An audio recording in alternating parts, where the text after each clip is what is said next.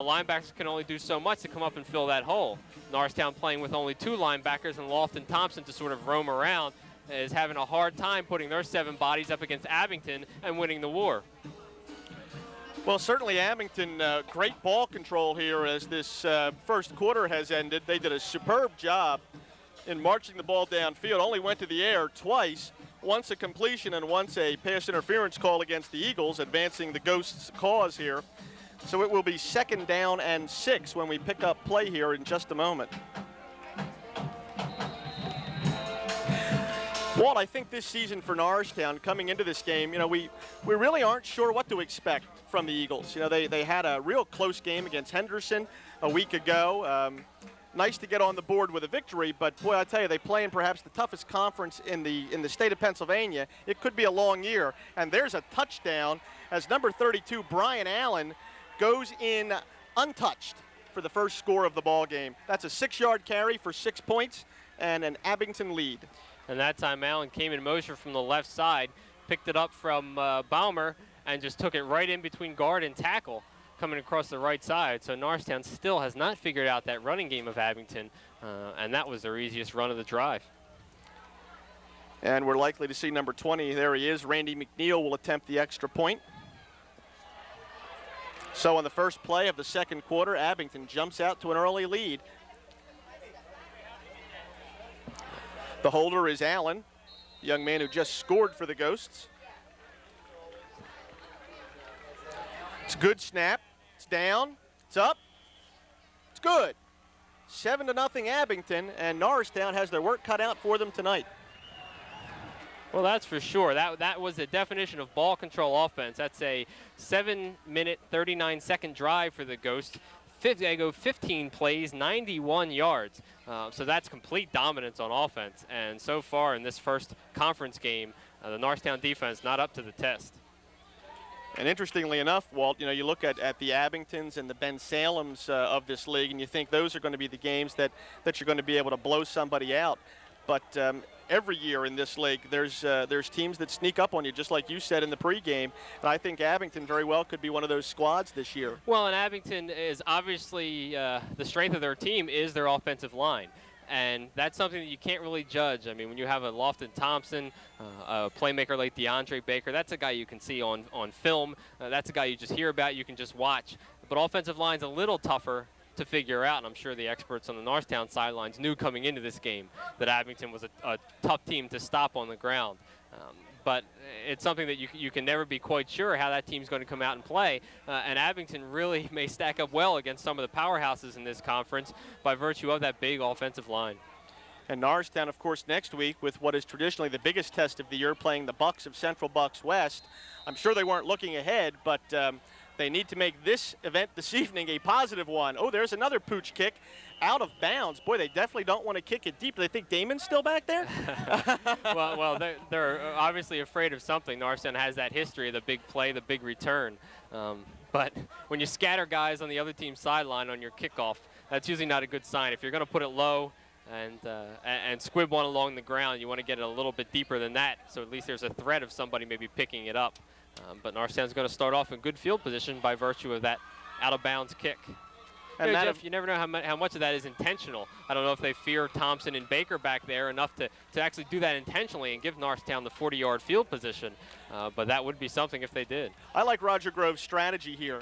He's countering Moister. Moister's saying, hey, I'm going to put my defense on the field at your 40-yard line. Go ahead, try and score. Grove's saying, no, kick it again. I like that. Move him back 5 yards and make him kick it again. It's a little slap in the face there to the other coach's strategy. Yeah, well, obviously somebody knows something, and Norristown is really counting on this as one of their strengths and to get them good field position. So with moving Abington back, they think they can get better field position. And, of course, we've got 2 veteran coaches tonight, in Doug Moister and Roger Grove, both, I believe, in their 21st year at their respective schools. And this time they do kick deep. It's taken at the 20-yard line. Ball's up past the 40, kicks to the outside, and a nice tackle that time, bringing down Desmond Wright, the ball carrier for the Eagles. Well, that strategy may or may not have worked. Looks like it's going to be the 38-yard line where the Eagles will take over. So I think they had a net loss of 2 yards there on that play. Yeah, well, in concrete measures, there really was no net loss or gain, but psychologically, you don't know how that's going to play out until really you see who wins or loses this game.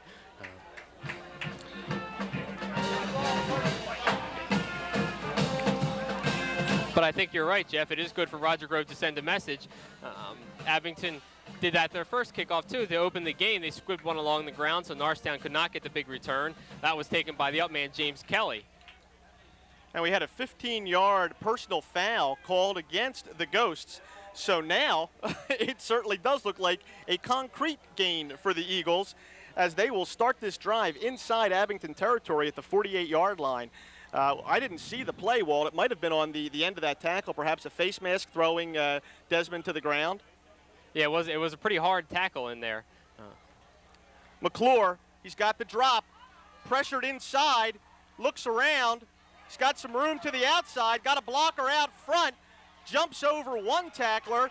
And boy, a little scrambling there that time by John McClure. Well, that's an aspect that Norristown did not have last year with A.J. Nidasek. Nidasek was more of a stable quarterback who handed off and could throw the hard pass over the middle. McClure obviously is going to add a little bit of scrambling ability to the Norristown backfield, so you're going to have to respect that. And more than scrambling ability, escapability, which we saw right there. But, Jeff, that's one of the toughest plays for an offensive lineman when his quarterback starts scrambling around. You know, if he's going to throw, you have to stay behind so you're not illegally downfield. And then you have to worry about running into him and then making your block when he does take off. So credit Al Zone that time as one of the linemen who was out in front of McClure. And it was a pickup of 8 yards, so it's 2nd and 2 from the Abington 40. Thompson right up the middle, and he doesn't get the first down. He picks up about a yard, and he is thrown down by at least 2 Abington defenders. Looked like defensive end Will Sparks was one of the players there.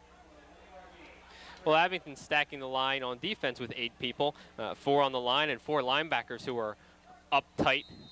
So Norristown's going to have to hit with all 5 of their offensive linemen, and then James Kelly coming out of the backfield is going to have to make some holes as well for Lofton Thompson to have any success. You're absolutely right. Norristown has had nothing up the middle so far on their 2 offensive series.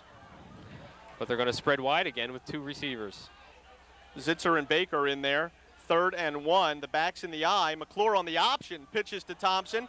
Round the outside. First down. Oh, bounces off a tough hit that time by number 9, linebacker Reese Dawson.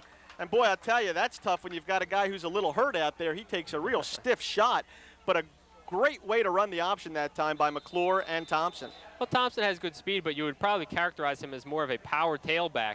And that time, Reese Dawson found that out. I'm sure that's the way he'd classify him now, because Thompson put his head down and bounced off, made sure he got lower than Dawson to get a couple extra yards. A good call by Norristown that time to get to the outside. As we said, no success to the inside. They used the option and the mobility of McClure to get to the outside and pick up the first.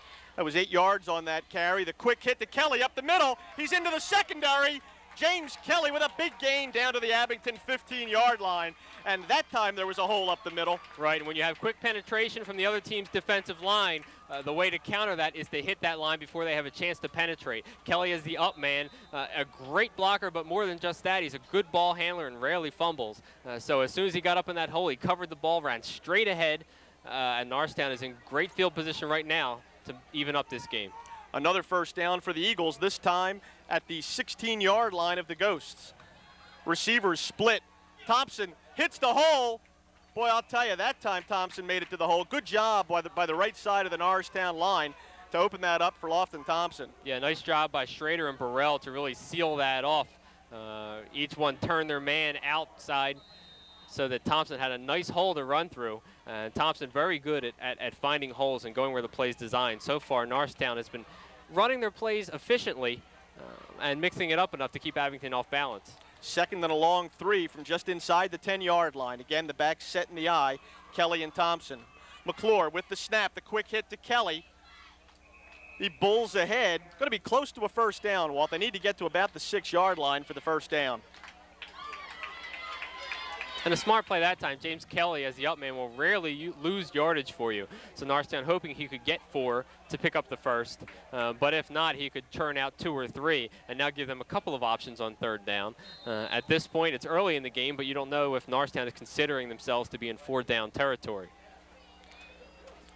3rd and a yard for the Eagles from the 7-yard line of the Ghosts. And the Eagles call time. Roger Grove wants to talk this over with his squad. I think it's a good time for a timeout with 8:17 remaining in the first half. The Ghosts up on top, 7-0. If you joined us late, Abington, a superb drive, controlling the ball for more than 7 minutes, scoring on the first play of the second quarter, adding an extra point to go up 7-0 on a muggy evening here at Norristown's Roosevelt Field. And Norristown hasn't shown the ability on that first drive to stop the Ghosts. So this is a very crucial time in the game because with the way that first drive went for the Ghosts, you want to make sure that you even the game up right here.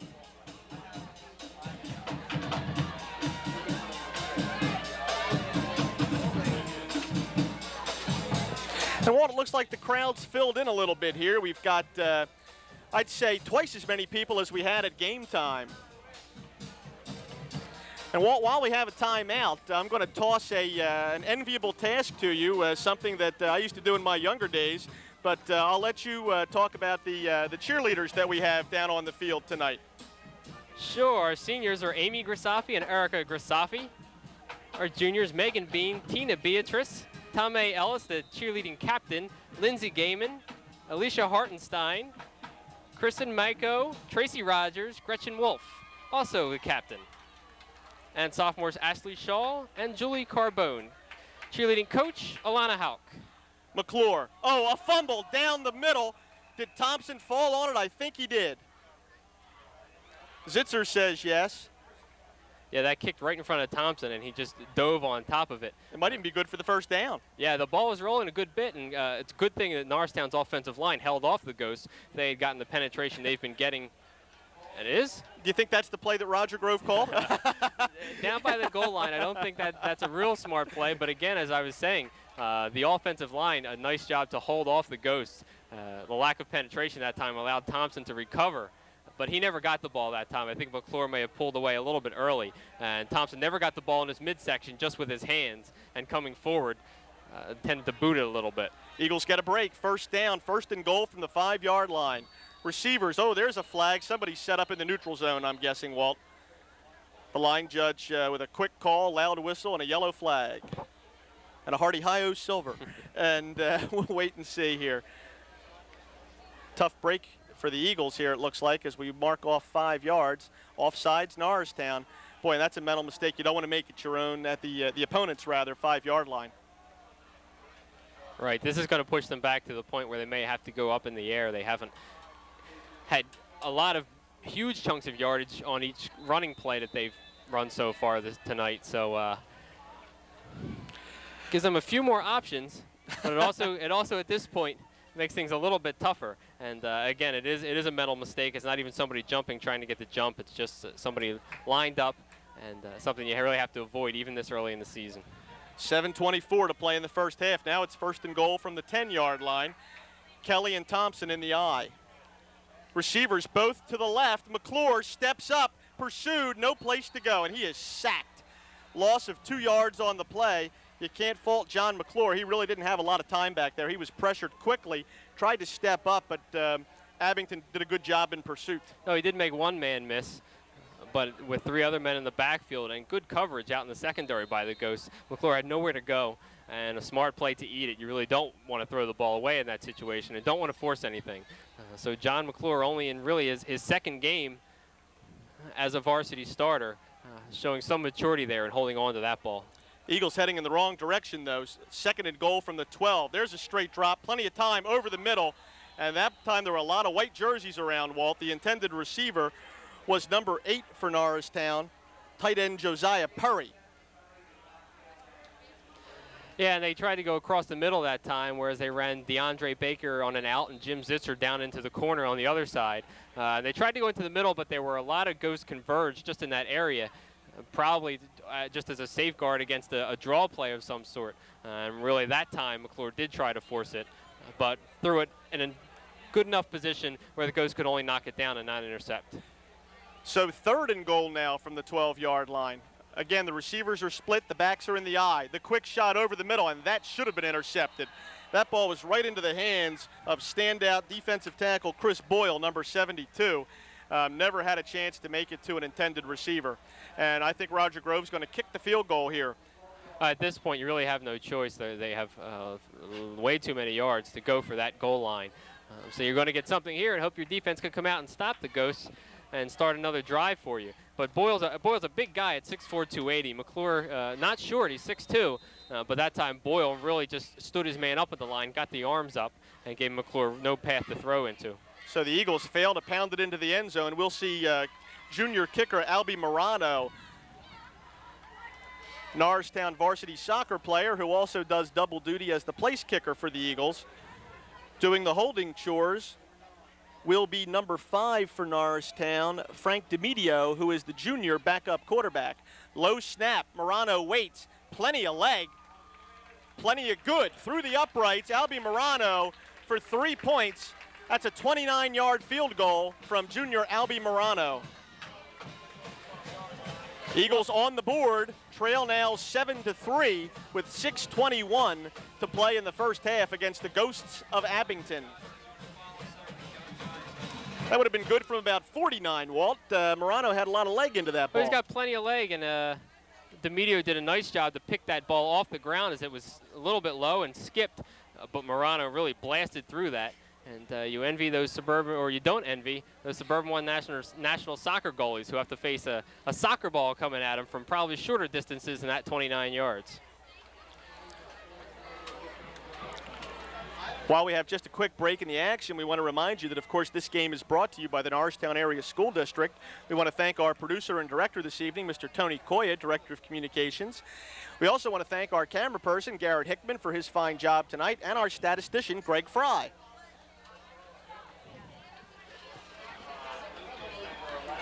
Statman and Robin, we call him up here, Jeff. Oh, jeez. Oh, no. You know, Walt, the pun is the lowest form of the joke. Did anybody ever tell you that? Morano will be kicking for Norristown, back deep for the Ghosts. We have 2 men, looks like Brian Blackstone and Jeremy Goodwin. And that ball's going to go out of bounds. Have you ever seen more kickoffs go out of bounds in a football game? That one didn't look quite as intentional as the Abington kickoff did. Morano was just trying to direct that one down into the corner to get good coverage. And we'll see what Abington chooses to do. They may choose to take it up on the 40-yard line for the illegal procedure. And it looks like they will bring their offense out onto the field. Well, that's something Norristown did need, was to give Abington great field position after the Ghosts traveled more than 90 yards on their initial offensive series. This is a big defensive stand for Norristown. It's only the second possession of the Ghosts, but my goodness, after what they did the first time around, the Eagles really need to keep additional points off the board here. All right. Well, the way the first drive went, if Abington scores on every drive from here on out, it's their ball game. So Norristown's going to have to put up a stop somewhere, and with 6:21 left in the first half, this would probably be a real good time to do it.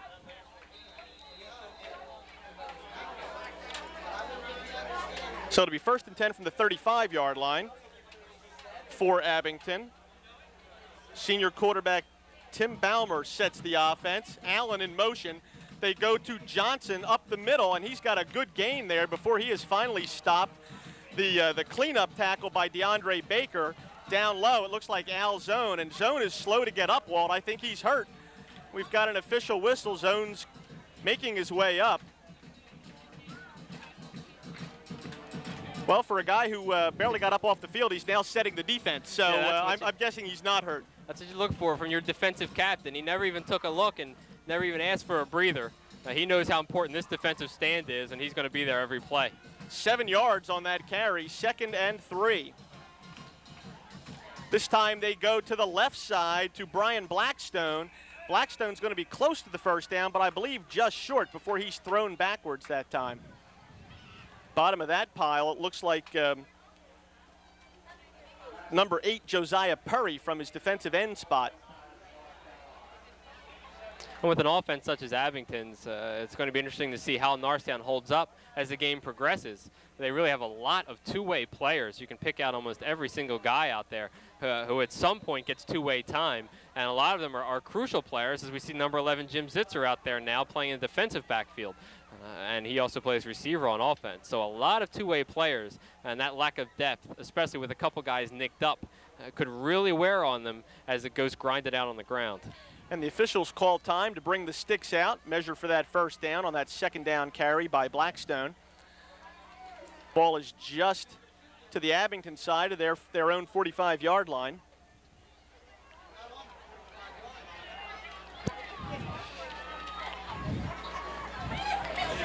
First down by half a football length. So the Ghosts convert again, and they'll have 1st and 10 from their own 45.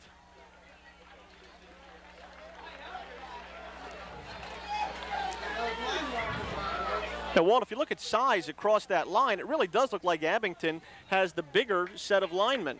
They've got a big core of down linemen there. Norristown, as you said, more known for its speed, its pursuit, and that's really not become a factor in this ball game as Abington just pounds it up the middle. No, and it's not really it's a good trait to have at all times, but it really doesn't match up well with your Suburban 1 conference foes. This conference is built around big teams and power teams. And when we see the Trumans and the Ben Salems who try to use a little more speed and go to the air a little bit more, it doesn't work. So Norristown certainly with more talent than those teams I mentioned, but with a little bit smaller, you're going to have a test on your hands every single week. Up the middle, fumble.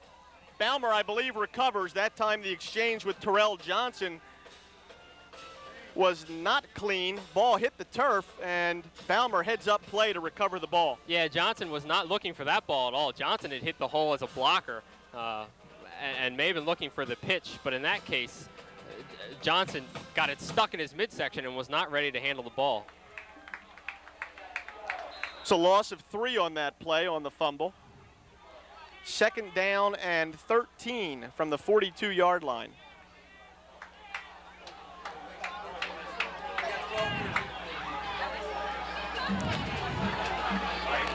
The quick hit up the middle is just about going to get them back to the line of scrimmage, Walt, but it's going to leave them with about 3rd and 10. And that's a little bit of a safer play just to calm your offense down at that point.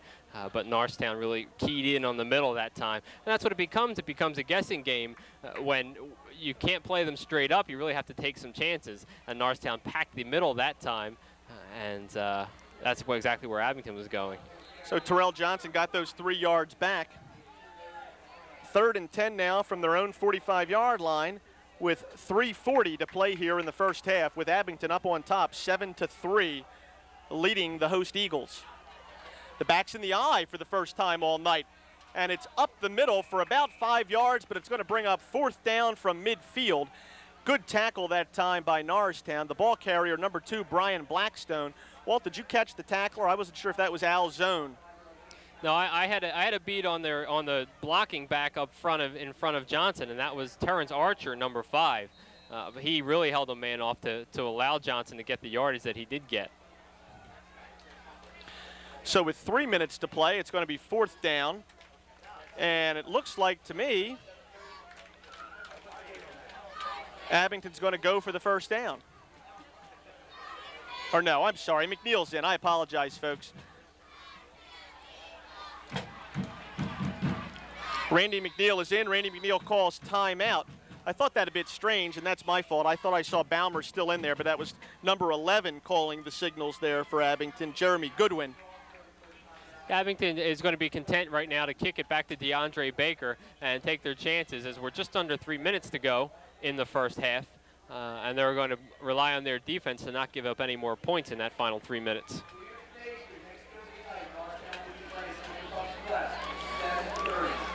And as we hear on the public address system, good reminder for folks as you're watching this game, remember that the Eagles here at home against those Bucks from Central Bucks West Thursday night, an unusual Thursday night game, 7:30 p.m. starting time here at Roosevelt Field. You want to see one of the perennial powerhouses in the state of Pennsylvania, that's the team to come see. And hey, if you think the Abington Ghosts have a big line, where do you see the Bucks? That's for sure, and the Bucks are right back where they belong, and that's top 3 in the state again this year. And they're coming off a blowout of the Pennsbury Falcons on Friday night, one of the teams around the league that got to play.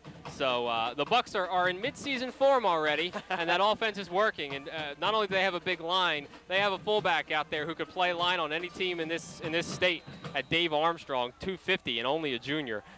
So that's going to be a real tough test. Abington trying to pull the Eagles off sides. Good snap to McNeil. Nice punt. Baker's going to come up. He's going to let it hit at about the 24-yard line. The Eagles will have to get out of the way. They do. Good job, and it's down by Brian Allen at the Eagle 27-yard line. Good job that time by Josiah Perry to realize where the ball was on the field and back out of the way. That's one of the tougher things when a punt's bouncing back at you. All Perry wants to do is keep his man off DeAndre Baker should he choose to come up, handle that ball, and go for a return. And Josiah Perry very aware to turn around, and I guess you'd call him a three-way player, offense, defense, and special teams, but still mentally in the game enough to know where that ball was. So once again, the Eagles get a chance to put some points on the board here.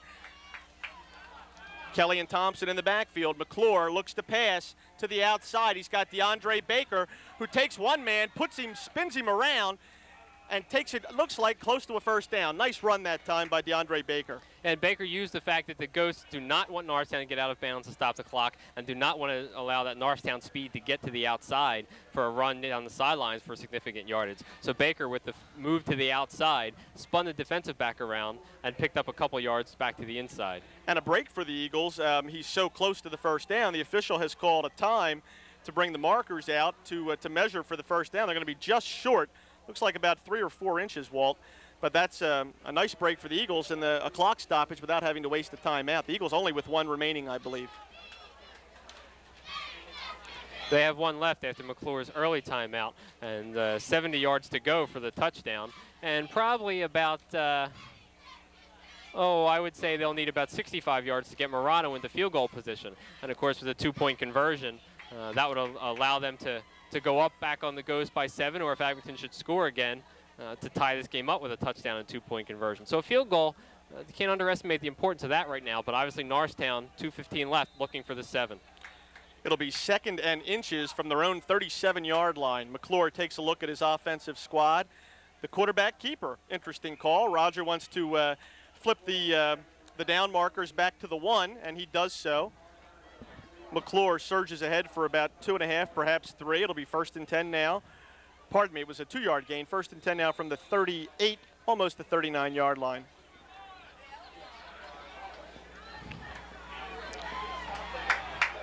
Zitzer and Baker both to the left side.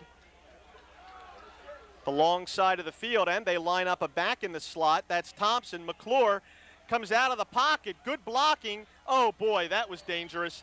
Zitzer standing, and up on the great defensive play was cornerback Jason Markey, who almost picked that ball off. Yeah, as McClure came out out of the pocket, James Kelly did a nice job of getting his head in front of his man to block him, just chip him enough to allow McClure time to throw. But with only really 1 man as a threat out there in the receiving pattern that time, and that was Zitzer. McClure looking right at him the whole time, and the D-back really read his eyes, and lucky not to have that one picked off. So it'll be 2nd and 10 now for the Eagles. 1:43 to play in the first half. Of course, with the incomplete pass, the clock stops. Backs are back in the eye. Receivers are split this time. They fake the handoff, and there's a sack.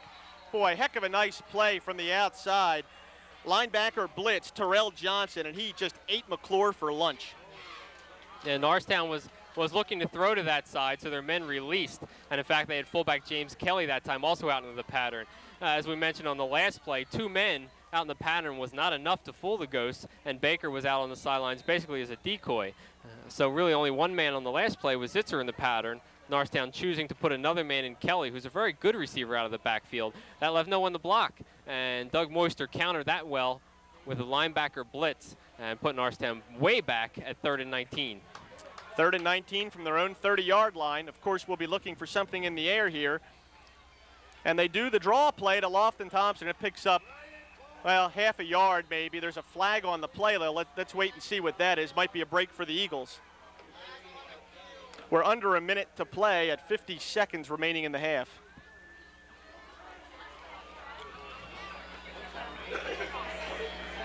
Holding against Norristown. I would say that is not a break for the Eagles. And you may see Abington decline this penalty just to get the ball back and get it out of Norristown's hands.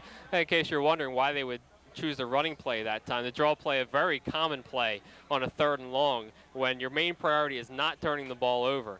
You don't want to put it in the air. Obviously, Abington would be concentrating fully on the pass. So Norristown choosing to play it safe and it is declined by the Ghosts. So they're going to want the ball back with 50 seconds to go and see what they can do in limited amount of time. This is going to require a real good punt from Gant and good hang time as he got on his first punt so that Norristown can cover and allow no return. And Brian Blackstone will be the lone receiver back deep for the Ghosts. Clock is running with 33 seconds to play.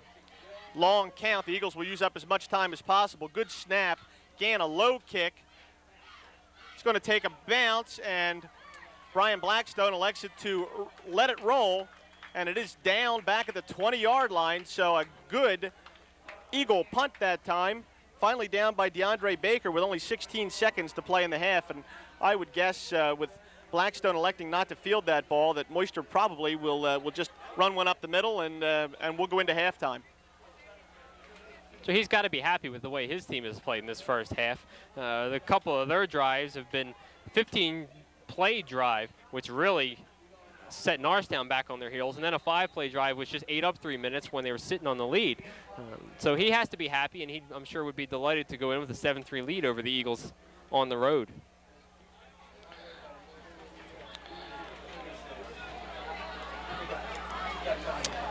The Ghosts pack it in tight. They do the quick handoff up the middle. You had mentioned earlier our rugby scrum, and boy, there was a vicious hit by Lofton Thompson. Running back was stood up, basically stopped, and Thompson made sure he was stopped as he punished him. And that will be the last play of the half.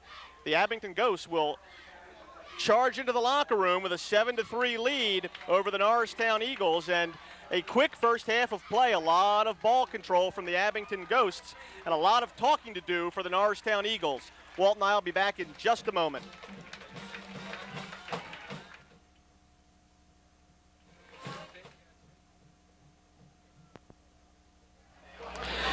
At halftime, it's Abington 7, Norristown 3, and Walt, not the best half of football we've ever seen out of a Norristown Eagles squad. No, you're really counting on Norristown coming into this year to hold up on defense. That's where a lot of their experience is. That's where a lot of their returning players, their 1- and 2-year starters are coming from. And it just didn't happen that time. Abington only held the ball twice, but ate up at least half of that first half, just running the ball mostly. And Norristown is in a little bit of a hole because their defense really let them down. Obviously, it's anybody's game at this point. We're only talking about a 4-point deficit, but certainly Abington would have to have the upper hand in ball control, time of possession, and momentum coming into the second half.